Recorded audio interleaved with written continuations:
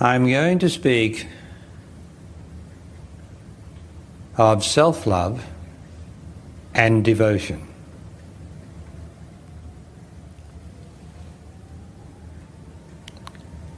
And the way I'm going to speak of self-love is not in derogatory terms, because self-love is the human condition, and you can't help but be involved in the human condition until, by grace, you rise above the human condition into another place of higher intelligence, which is only swifter intelligence.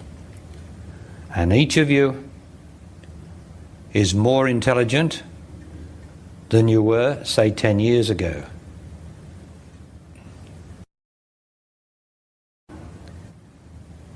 So I'm not saying that any of you is not intelligent, because you'd have to have some degree of the intelligence I'm speaking about to be here. Otherwise you would walk out. And otherwise, if everyone was intelligent as you are, then we wouldn't be able to fit everybody in the whole university, would we? But life's not like that.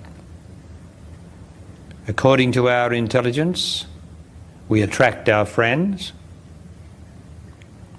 and we attract our teachers. And as soon as our intelligence speeds up sufficiently, we leave that particular teacher and go to a teacher who is more intelligent or demonstrates a greater intelligence to our newly more swift intelligence. And so life is supposed to, by this very progression, we're supposed to be more and more intelligent. That's the whole purpose of life. I don't know what you thought the purpose of life was, but that's the purpose of life, is to become more and more intelligent. So according to the intelligence that you are, you select a partner, you select a job, and you select a teacher. You might think that you select, but your intelligence motivates you towards a similar intelligence, or one in partnership, say, or in job, or in anything that is guaranteed to increase your intelligence if only you're intelligent enough to surrender. But so often, because of the human condition that we are, we try to fight it. And when you fight something, you take a position and you have to use force. And so as soon as you take a position, the other party or the other object also takes a position and force, and you experience the human condition, which is frustration, disappointment, and unhappiness.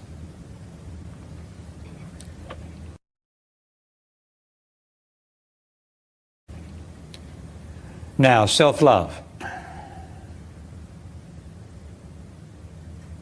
As self-love is demonstrated in your own experience, because I like to demonstrate everything in your experience. That's why you've got to be a certain amount of intelligence to be here, so that I can demonstrate it in your experience. As self-love is in your experience is when you are emotional. Now the whole world gets emotional because that's part of the human condition that humanity has to pass through. And emotion is like a tunnel that humanity's been passing through for many, well, probably thousands of years. And we have the opportunity to pass through that tunnel and come out the other side, out the emotional tunnel. It's still very rare for anyone to come out of the emotional tunnel into a place of easiness and super intelligence. Let's say the word super just to demonstrate a higher intelligence. Super intelligent, because when you come through the tunnel of emotion, which people have been going through for thousands of years, you are then what we could call super intelligent compared with the normal human intelligence. And that is possible now, because I, for one, as you know, I don't know how many other teachers teach it, but I only know this teacher, this truth, and I endeavour to free people of their attachment to emotion, because emotion is yourself. And the more that you get emotional and allow it to happen, that is a form of self-love. For you love your emotion. If you didn't love it, you wouldn't have it. So you don't have anything that you don't love, do you? Of course you don't. You might use the word like. You don't have anything that you don't like if you can avoid it. Well, you love your emotion. You love yourself when you get emotional. So just to demonstrate what emotion is in your own experience: anger, fear, self-doubt, frustration, blaming and accusing others, jealousy, resentment towards anyone or anything. So you get the picture of what humanity is and its emotions, don't you? Because that's a very intelligent statement that I just made.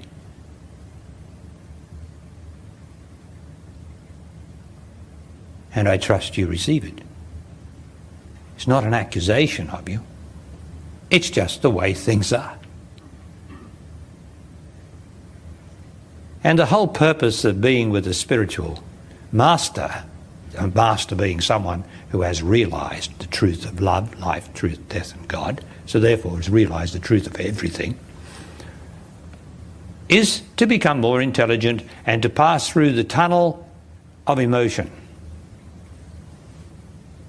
Because it requires great intelligence to do that.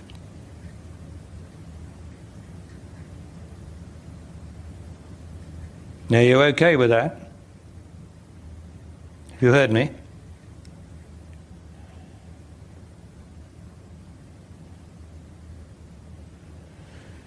You see, your personal viewpoint doesn't matter that much. As a matter of fact, your personal viewpoint is emotional, right? So that's the very thing that we're trying to get rid of, is your personal viewpoint, so that you only see the fact. When you only see the fact, you cannot get emotional. Are you hearing me, please? When you see the fact, that is, how a thing is, you can't get emotional about it. You can't get emotional about this table unless you say, I want that table. That want is a demonstration of emotion, of going out to the table and wanting to possess it, and therefore you will take actions from your emotional choice to want this table, to go and offer prices for it or do anything to get it. That is a demonstration of wanting. That's not a fact.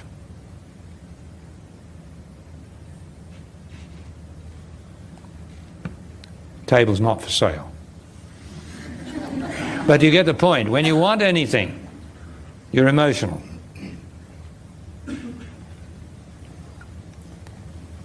So that's self-love. To want anything.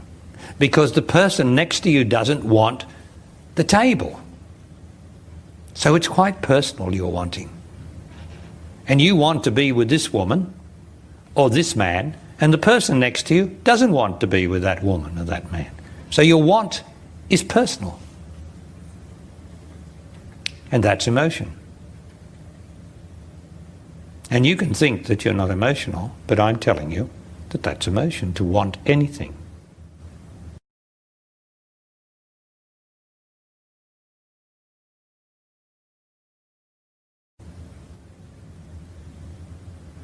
But you can do everything without wanting. That's the amazing thing. And the human race doesn't appreciate that. You can hear that from some of the questions that we get into that area. How do I operate without wanting? How do I operate without need of goals? How do I operate without setting goals for myself? Yeah. Well, you just do as you're moved to do, and do your best. You don't have to want to win a gold medal if you're an athlete and in that position. You just do your training if you're moved to do your training. If you're interested in anything, of course you train for it and you do it. You're interested because you delight in it. And then you all line up and you do what you love doing, which was your training. You must have loved it. If you didn't love it, then you're emotional about it. If you just love it, then you do your best. And if you happen to win a gold medal, you say, oh, yeah, that's good. That's good. Thank you very much. Yeah. But you didn't want it. You knew it's a prize of some recognition of the skill, the talent that you've been given by the great God. But that's all right. Thank you. That is good.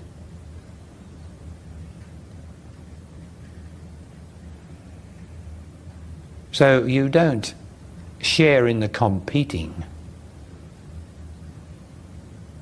When you compete, you take a position and you exclude yourself from the others to compete. In anything.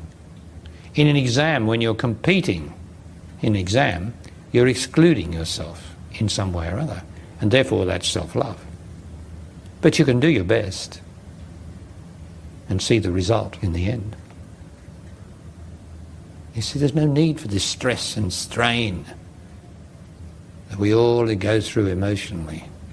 The stress and strain to win and gain. My goodness. Look how much you've won. Look how much you've gained. Look how much you've gained. You're pretty well. You're pretty healthy. You got enough money to last you probably a month, or you could possibly get through for 6 months. You've got a home or a house somewhere, rented accommodation, or you own it. I mean, you've done pretty well. You've probably got a motor car somewhere. And you probably have a job. Or if you don't have a job, it's because you don't want a job. Fair enough. But look at all you've gained.